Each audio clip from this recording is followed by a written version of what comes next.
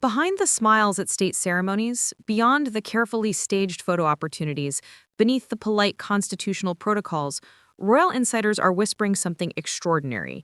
King Charles III is deeply unhappy with Prime Minister Keir Starmer. Royal biographer Angela Levin claims Starmer has landed himself in dangerous waters with King Charles after outlining his plans for Britain. This isn't diplomatic tension, this isn't minor disagreement. This is a constitutional monarch uncomfortable with the direction his prime minister is taking the nation, and palace sources are finally breaking their silence. By the end of this video, you'll understand why the relationship between crown and government is more strained than it's been in decades, and why what happens next could redefine the monarchy's role in British politics. Because when a king is unhappy, everyone in Westminster should be worried. It all began at what should have been Starmer's moment of triumph, the state opening of Parliament. July 2024, Starmer's first King's speech as Prime Minister, the moment when his government's agenda would be formally presented by the monarch himself. King Charles was left uncomfortable by the plans proposed by Starmer, with the new PM drafting over 30 new legislations for his incoming Labour government.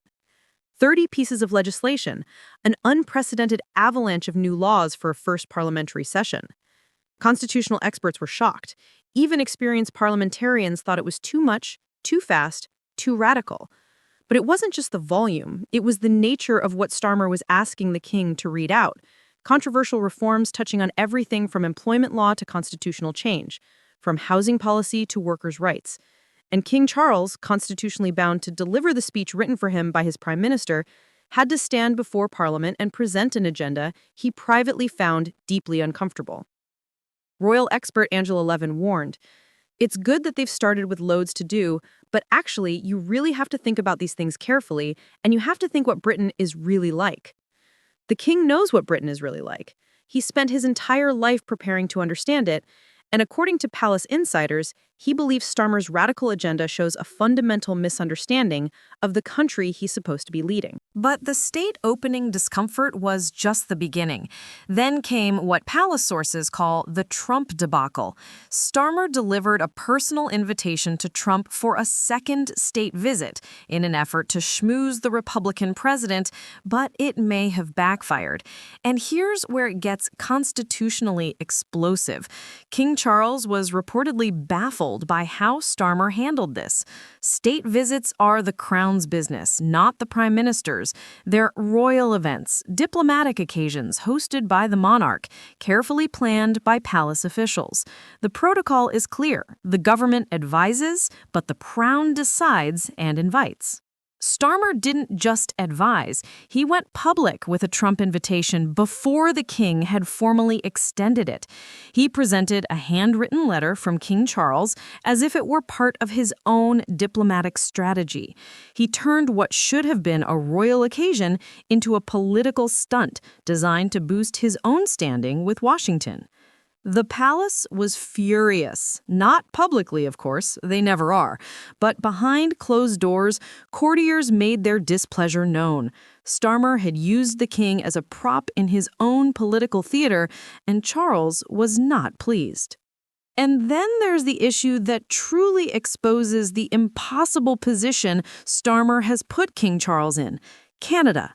The king finds himself in a constitutionally awkward position as he serves both the United Kingdom and Canada. King Charles III is monarch of both nations. But Starmer's handling of UK-Canada relations, particularly around Trump's threats to Canadian sovereignty, has created what royal correspondent Cameron Walker calls a huge conundrum for the king. How can Charles serve as King of Canada when his British Prime Minister pursues policies that strain UK-Canada relations? How can he maintain constitutional neutrality when his two governments might be at odds? How can he represent both nations' interests when those interests conflict? Starmer has given no thought to these questions. He's pursued his own political agenda without considering how it affects the Crown's position in Canada, Australia, and other Commonwealth realms. And King Charles, who takes his role as head of the Commonwealth extremely seriously, is reportedly deeply unhappy about this constitutional recklessness. Angela Levin's assessment is damning. He's in dangerous water. She's not talking about political danger for Starmer. She's talking about constitutional danger for the entire relationship between Crown and government. Here's what palace insiders are reportedly concerned about. Starmer doesn't seem to understand the delicate balance required between monarch and prime minister. He treats King Charles as a ceremonial figurehead to be used for political advantage, rather than as the constitutional head of state who must be consulted, respected, and protected from political controversy. Every time Starmer makes the king read out controversial legislation, he politicizes the crown. Every time he uses royal occasions for political stunts, he damages the monarchy's carefully maintained neutrality. Every time he ignores the constitutional complications his policies create for the king's role in other rounds, he weakens the Commonwealth. And Charles, who has spent his entire life preparing for this role, who understands constitutional monarchy better than perhaps any monarch in British history, is watching his prime minister carelessly damage the institution he's sworn to protect. So what does King Charles actually think of Keir Starmer? Palace sources won't say directly, they never do, but their carefully worded briefings to trusted royal correspondents paint a clear picture. The king finds Starmer politically naive. He believes the prime minister came to office with an ambitious agenda, but without the political wisdom to implement it carefully. He thinks Starmer prioritizes electoral strategy over constitutional propriety. More damningly, sources suggest the king questions whether Starmer genuinely respects the monarchy at all. Remember, this is a prime minister who once proposed abolishing the institution Charles now leads. This is a politician who accepted royal honors while privately opposing the royal system. This is a leader who wraps himself in royal pageantry for electoral benefits, but shows no deep understanding of constitutional tradition. Charles is not a political partisan. He works with whatever government voters elect, but he expects basic constitutional respect, careful consideration of the crown's position, and genuine consultation before major decisions.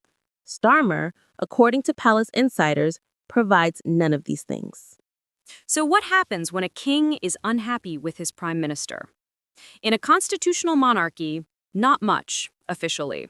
The monarch cannot remove a prime minister, cannot veto legislation, cannot publicly criticize government policy. But unofficially, the relationship deteriorates.